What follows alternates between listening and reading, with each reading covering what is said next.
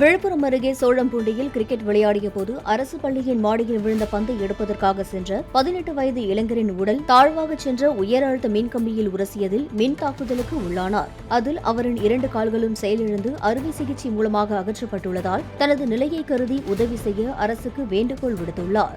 நான் தான் வீட்டு தாங்கி நிற்கலான்னு பார்த்தேன். ஆனால் எங்கள் வீட்டில் இருக்கிறவங்க என்னை தாங்கி நிற்கிறாங்க. எனக்கு பாத்ரூம் போக முடியல. என்னால் ரொம்ப கஷ்டமாக இருக்குது. 2 காலுமே இல்லை. ஏந்திருக்கணும் கஷ்டமாக இருக்குது. எங்கேயும் எங்கேயும் போக முடியல. ராமநாதபுரம் மாவட்டம் கடலாடியில் தெற்கு மன்னார் வளைகுடா கடல் பகுதியில் மீனவர் வலையில் சிக்கிய சுமார் 600 கிலோ எடை உள்ள டால்பினை பத்திரமாக மீட்டு கடலில் விட்ட மீனவர்களுக்கு வனத்துறை பாராட்டி பரிசு அறிவித்துள்ளது. இதேபோன்று சீலாமீன்பாடு கடற்கரை பகுதியில் மீனவர்கள் வலையில் சிக்கிய டால்பின்களும் கடலில் விடப்பட்டன.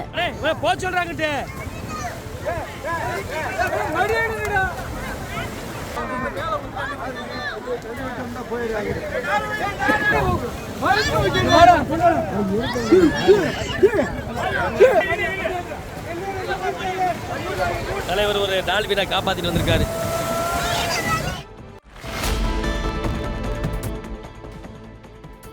விழுப்புரம் அருகே ஆற்காடு கிராமத்தில் பிறவியிலேயே 2 கைகள் இல்லாமல் பிறந்த வித்யஸ்ரீ என்ற பெண் முதுகலை பட்டம் பெற்று மாவட்ட ஆட்சியர் அலுவலகத்தில் தற்காலிக பணியாளராக உள்ளார்.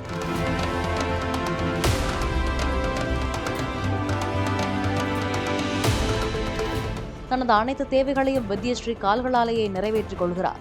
சென்னையைச் சேர்ந்த சங்கர் ஜெயகிஷன் என்ற நிபுணர் கால்களாலேயே இயக்கும் வகையில் ஆக்டிவா ஸ்கூட்டரை உருமாற்றி வித்யஸ்ரீக்கு அளித்துள்ளார்.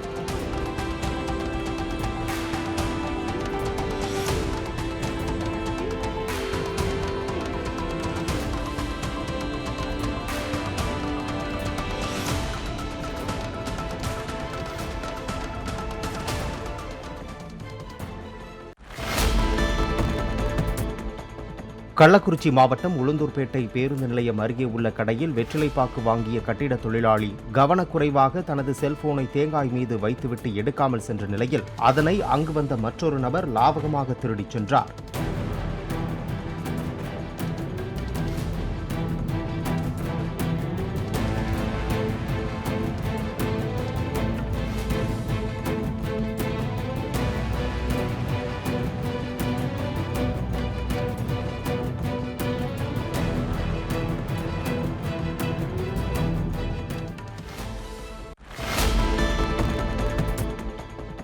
வேலூர் மாவட்டம் ஆந்திர எல்லையான பரதராமி பகுதியில் தனது நிலத்தை பொதுப்பாதையாக பயன்படுத்துவதை தவிர்க்க அதில் வேலி அமைத்ததால் முன்னாள் ராணுவ வீரர் வெங்கடேசன் என்பவரது வீடு, வாகனங்கள் ஆகியவற்றை ஆந்திராவைச் சேர்ந்த சிலர் அடித்து நொறுக்கியதாக போலீசில் புகார் அளிக்கப்பட்டுள்ளது.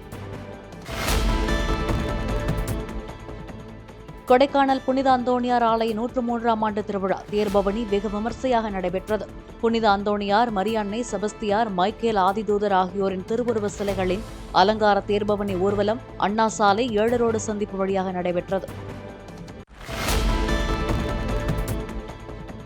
புதுச்சேரியில் வெள்ளிக்கிழமை தொடங்கி நேற்று வரை 3 நாட்கள் நடைபெற்ற காய், கனி மற்றும் மலர் கண்காட்சியை துணைநிலை ஆளுநர் தமிழிசை சவுந்தரராஜன் பார்வையிட்டார்.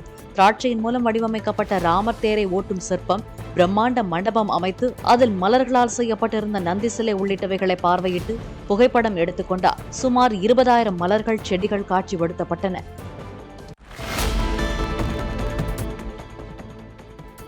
மேலூர் அருகே வெள்ளரிப்பட்டியில் டயர் தொழிற்சாலையில் பணியாற்றி வரும் 2 வெளிமாநில தொழிலாளர்களுக்கு இடையில் ஏற்பட்ட மோதலில் ஒடிஷாவைச் சேர்ந்தவர் தாக்கியதில் அஸ்ஸாம் மாநிலத்தைச் சேர்ந்தவர் படுகாயமடைந்து மருத்துவமனையில் சேர்க்கப்பட்ட நிலையில் சிகிச்சை பலனின்றி உயிரிழந்தார். போலீசார் இந்த சம்பவத்தை கொலை வழக்காக மாற்றி விசாரித்து வருகின்றனர்.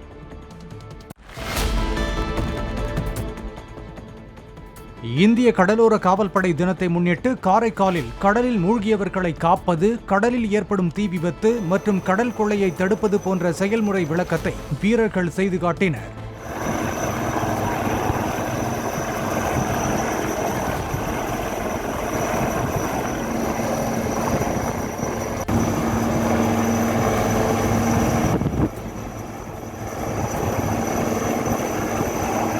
நாகை மாவட்ட ஆட்சியர், மாவட்ட காவல் கண்காணிப்பாளர் மற்றும் கடலோர காவல்படை அதிகாரிகளின் குடும்பத்தினர் நிகழ்ச்சியில் கலந்து கொண்டனர்.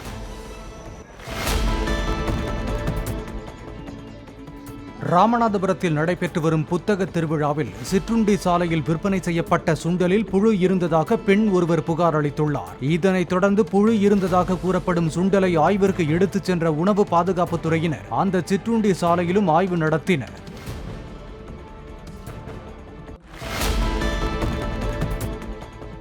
தூத்துக்குடி மாவட்டத்தில் கடந்த டிசம்பர் மாதம் பெய்த கனமழையால் வெள்ளாளன் விளை, பட்டன் விளை கிராமங்களில் குடியிருப்பு பகுதிகளில் தண்ணீர் வடியாமல் தேங்கியுள்ளது. 50 நாட்களுக்கு மேலாக தண்ணீர் தேங்கியிருப்பதால் கட்டடம் உறுதித்தன்மையை இழந்து வருவதாகவும், தண்ணீர் வடிந்தாலும் கூட வீடுகளில் மக்கள் வசிக்க முடியாது என அரசு பொறியாளர்கள் கூறியிருப்பதால் உரிய இழப்பீடு வழங்க பாதிக்கப்பட்டோர் கோரியுள்ளனர்.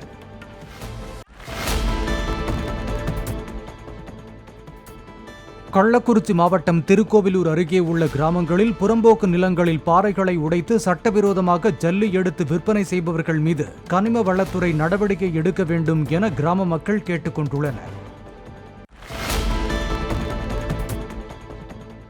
விழுப்புரம் மாவட்டம் திண்டிவனம் அருகே பாமக கொடியேற்றும் நிகழ்ச்சியில் கலந்து கொண்ட அன்புமணி ராமதாஸ் கட்சி தொண்டர்களின் கூட்டத்தில் சிக்கிய ஆம்புலன்ஸ் வாகனம் ஒன்றை போக்குவரத்தை சரி செய்து அனுப்பி வைத்தார்.